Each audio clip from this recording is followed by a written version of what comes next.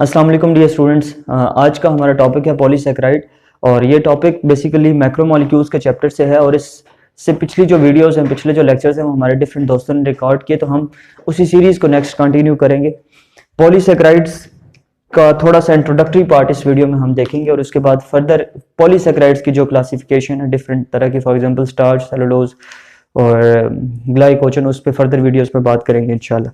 तो polysaccharides basically ये consist of, सबसे पहली बात जो इनके बारे में थोड़ा सा इनके जनरल कैरेक्टरिस्टिक की बात करें, consist of many monosaccharide molecules, many monosaccharide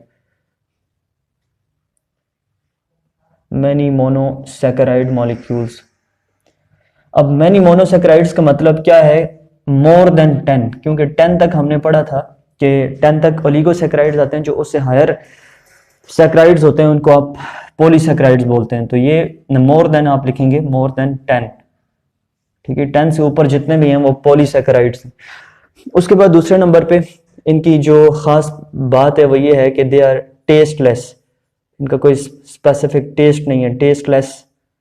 और उसके बाद इनकी कोई क्रिस्टलाइन शेप भी नहीं है, सो हम इनको लिखते हैं ये एमॉर्फस हैं। एमॉर्फस मींस कि they have no crystalline shape, randomly इनके जो पार्टिकल्स हैं वो कनेक्ट हुए होते हैं।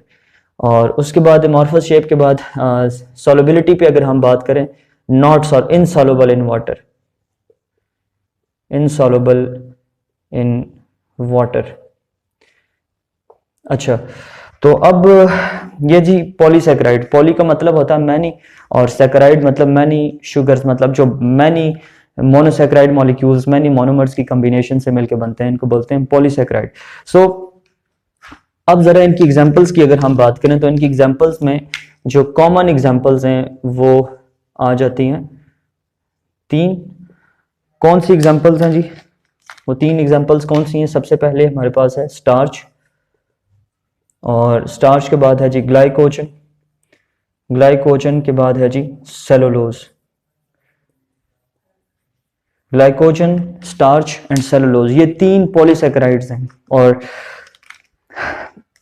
ये इन तीनों का अगर हम जनरल फार्मूला देखें, C6H10O5 इंटू N, और N का मतलब कि large number of monomers are connected with each other. So this is, ये इन तीनों के लिए सेम जो है वो इनका जनरल फार्मूला C6H10O5। अब जरा देखना ये है कि ये जो सेलुलोज है और ये जो स्टार्च है, ये दोनों प्लांट्स के अंदर पाए जाते हैं, जबकि ये जो ग्लाइकोजन हमारे पास पॉलीसैकेराइड है ये एनिमल्स में पाया जाता है, और एनिमल्स के लिवर और मसल्स जो हैं वो इनरिच्ड विद ग्लाइकोजन है। एनिमल्स अगर ग्लूकोज को अपनी बॉडीज में स्टोर करते हैं तो वो ग्लाइकोजन की फॉर्म में स्टोर करते हैं। और ये सारे के सारे मॉलिक्यूल जब इनकी हाइड्रोलाइसिस होती है,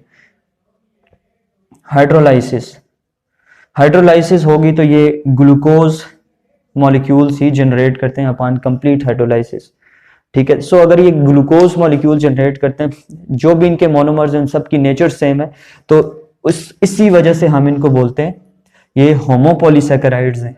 होमो means same, homopolysaccharides, homopolysaccharides. Homo means same and polysaccharides means जब इनकी कंप्लीट हाइड्रोलाइसिस हो तो ये सेम सब यूनिट्स प्रोड्यूस करते हैं। सो अब जो दूसरी तरह के होंगे, जैसा कि हेट्रोपॉलीसैकेराइड्स, कौन से? हेट्रोपॉलीसैकेराइड्स में अगर हम ओलिगोसैकेराइड्स की एग्जांपल लें तो हेट्रोपॉलीसैकेराइड्स में हेट्रोसैकेराइड्स बोलेंगे, हेट्रोसैकेराइड्स में जो इन्वॉल्व हैं, हेट्रोसैकेराइड्स में आप जो मोस्ट कॉमन एग्जांपल है वो आप सक्रोज की ले लें, क्योंकि सक्रोज ग्लूकोज एंड फ्रक्टोज की कॉम्बिनेशन से मिलके बनता है। सो इट्स अ हेट्रोपॉलीसैकेराइड, क्योंकि ये जब टूटता है तो ये ग्लूकोज और फ्रक्टोज जनरेट करता है, इसी वजह से हम इसको हेट्रोसैकेराइड बोलते हैं, ठीक है जी, ग्लूकोज एंड फ्रक्टोज। अच्छा, ये था कुछ जनरल इनका इंट्रोडक्शन पॉलीसैकेराइड्स का, ठीक है जी। ये मैनी मोनोमर्स की कॉम्बिनेशन से मिलकर बनते हैं और मैंने कुछ जनरल प्रॉपर्टीज आपके सामने एक्सप्लेन की। अब नेक्स्ट स्टार्च है, ग्लाइकोजन और सेलुलोज, इंशाल्लाह उन पे फर्दर वीडियोस में उन पे बात करते हैं। इससे बाद वाली जो वीडियोस होंगी वो उन्हीं पे होंगी। Thank you so much.